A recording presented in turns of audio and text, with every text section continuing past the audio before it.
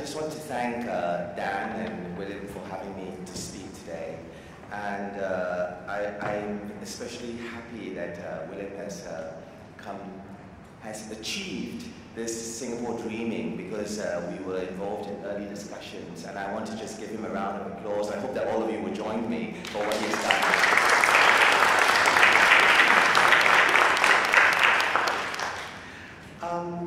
I would like to start today by just kind of just some general thoughts. One is that I was a bit stumped by this idea of arts challenges, because I actually think that the arts in Singapore will actually come to a halt or to a stumbling block if we don't engage with life and with people, with our audiences and beyond our audiences. So I actually see it as not so much arts challenges, but life challenges.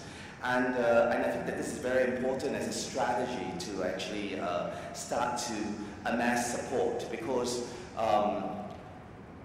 as I will go back into the sort of demonstratives of our heads, I'm going to talk about censorship again. And I don't think the censorship will be effectively transformed if we do not get the public involved in this discussion of censorship of expression. And so I'm concerned about the transformation of paradigm. I'm not so much concerned about individual or personal strategies to move around censorship, because I think that this transformation of paradigm is essential. And we have been, I mean, for myself and many other theatre companies who are in the audience today, many other artists, I think that we've been struggling with censorship for 25 years or more, and I don't see the paradigm really shifting. If anything, it's becoming smarter, and we have to try to ask ourselves why that's so. Is it because we have schooled them to engage with us? And so this idea of transforming the paradigm, and I feel like in the same way we have to ask ourselves, what do we need to safeguard? Because for sure the system has certain monuments that it wants to safeguard. And one of the monuments is censorship. Censorship is a major monument that they are fighting very hard to have and to continue to have.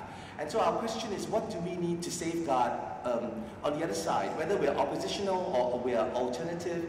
And I think that there's certain things which I suppose in the present position that I'm in for the next few years in Singapore Festival, International Festival of Arts, I really feel like I have to try to stand for that, to stand for what the festival needs to safeguard. So I wrote this out so that I'm going to read from it so that I don't go over time and that I can get everything into it. So I dream of a Singapore where there is no more censorship and policing of artistic content. At the end of last year, I received news from the Ministry of Community, Culture and Youth, MCCY, that the Singapore International Festival of Arts will have to apply for permits for all events in its calendar. The reason given was that as a new festival constituted to be at arm's length from the National Arts Council, we will have to be put on probation for 1 to 2 years before we receive an official permit waiver. This is a change of practice from the first edition of the new festival last year. In the 2014 edition, we were protected by the permit waiver held at the Arts House at the Old Parliament. Since the festival's holding company has been reconstituted as the New Arts House Limited, apparently matters have changed. The festival, together with the Singapore Art Museum, the National Gallery of Art, these three bodies will have to prove themselves before they can graduate into mature, responsible entities capable of self-censorship. Within this is the irony of permit waiver, that one would have to self-censor. When can the spectre of institutionalized censorship be truly banished from our lives in Singapore? For I would like to place censorship of expression not just as an issue that affects artists, it affects each and every one of us who live in Singapore and call Singapore home.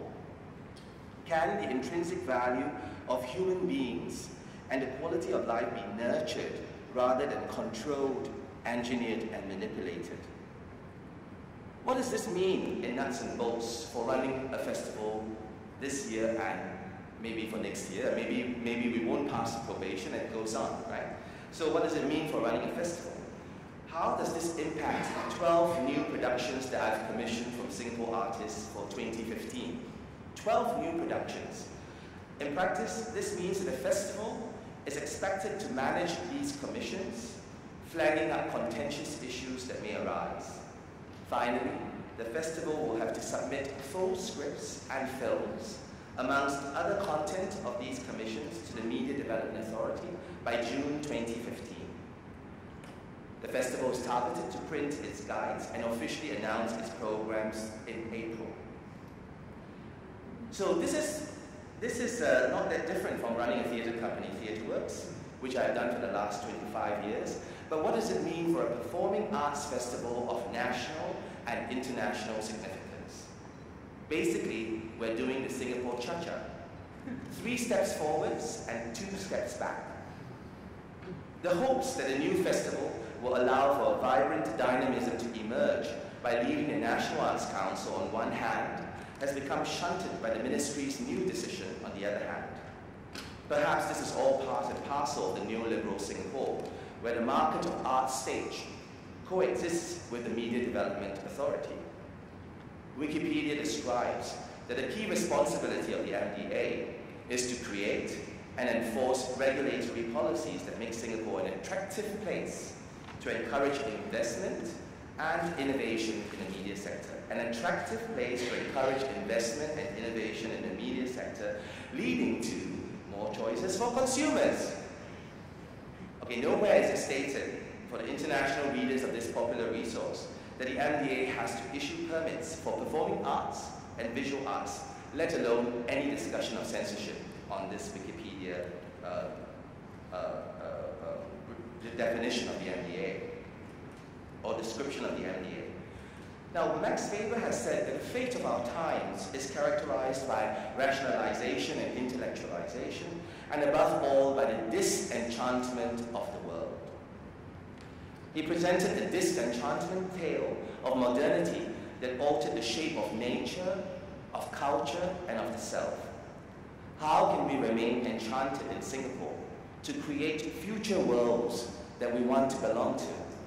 What is enchantment? Jane Bennett in her book states, this book is The Enchantment of Modern Life, and Jane Bennett states, the overall effect of enchantment is a mood of fullness, plenitude, or liveliness, a sense of having had one's nerves or circulation or concentration powers tuned up or recharged, a shot in the arm, a fleeting return to childlike excitement about life. Artists become enchanted by the city, they become enchanted by the people they meet. They in turn respond by translating this enchantment into a work of progress, in progress, to be shared with audiences. How can artists contribute to creating a responsible world of engagement, intimate participation, distributive justice, ethical generosity? Can the arts become laboratories for life? Can artists remain enchanted rather than disenchanted to participate in worlding or creating worlds? How do we displace the disenchantment of the MBA, which is justified through market growth and consumer satisfaction? In describing the affective energies of consumption, Jane Bennett suggests that affect itself is both deep and never entirely predictable.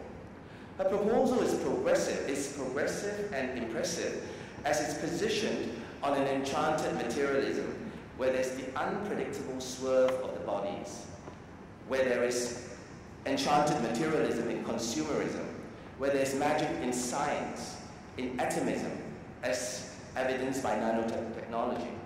She draws on the enchantment built up by commodification that fuels participation in the world. So very, very relevant for Singapore, right? She's talking about a materialism, she's talking about consumerism, but yet she's talking about enchantment.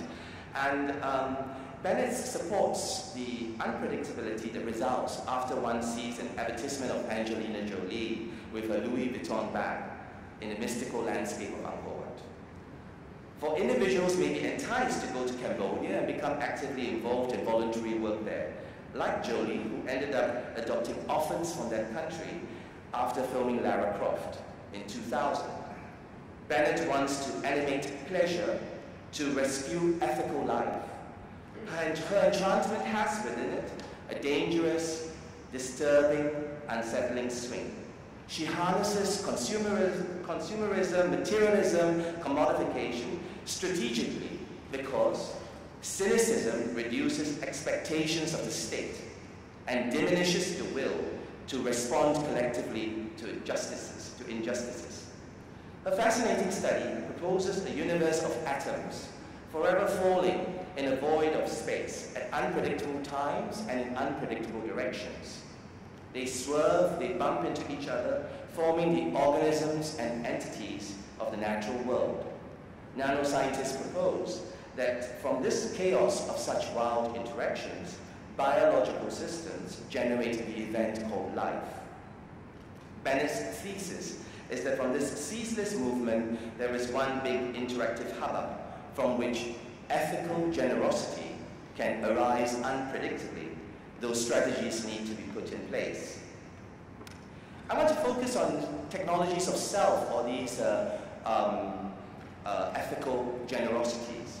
And technologies of self, which means that what humans effect operations on their own bodies, souls, thoughts, conducts, and ways of beings, so as to transform themselves in order to attain a certain state of happiness, purity, wisdom, perfection, immortality. In particular, I've been reading a book, The Joy of Secularism, 11 Essays for How We Live Now. And I just want to quote a few of these writers in it because I just found them so profound. For example, Frans de Waal, he's a Dutch natural scientist, proposes a potential for morality in primates, a spontaneous empathy with genuine acts of kindness. George Levine's improvement narrative is a proposal of affirming the world. His humanism is one of optimism, that there is a way to cultivate the innate potential of ethics of generosity in human beings. Philip Kitchener firmly emphasizes companionship, strength in times of need, acts of charity, selflessness, and ethical practice that is historicized, that has happened in history and is still evolving. So can we conceive of an enchantment here in Singapore that is attuned to human need, that is responsive to social injustice? Can we conceive of a generosity that happens through person-to-person engagement and through world-making? Bruce Robbins, this last writer in the book, talks about the faltering of the present, the loss of genuine community in public life, the failure to achieve a level of social justice. And perhaps this is what ethical generosity is. It's about enchantment. It's about how we keep ourselves enchanted with the world so that we can continue dreaming and so that change of a paradigm can come about.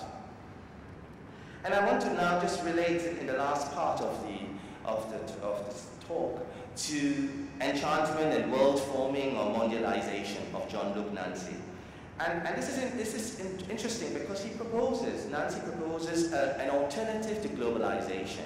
He proposes mondialization or world creating, making of a world, or of many worlds. And he prefers this term to globalization for a variety of reasons. Nancy discusses globalization as the suppression of all world forming of the world.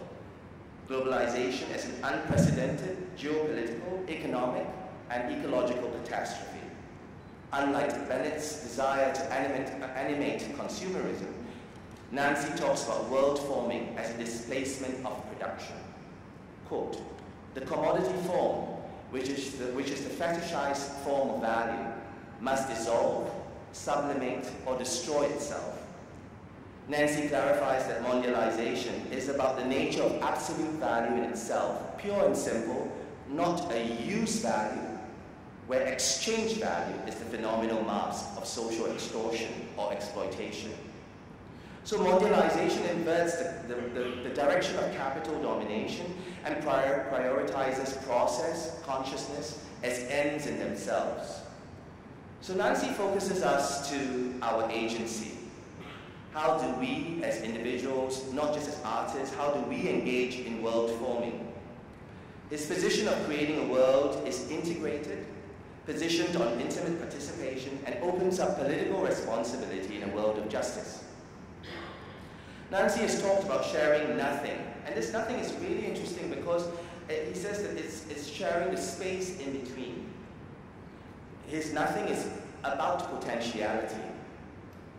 I dream of producing this nothing in Singapore. I dream of remaining potential rather than becoming capital to be exploited in the art market of neoliberal Singapore.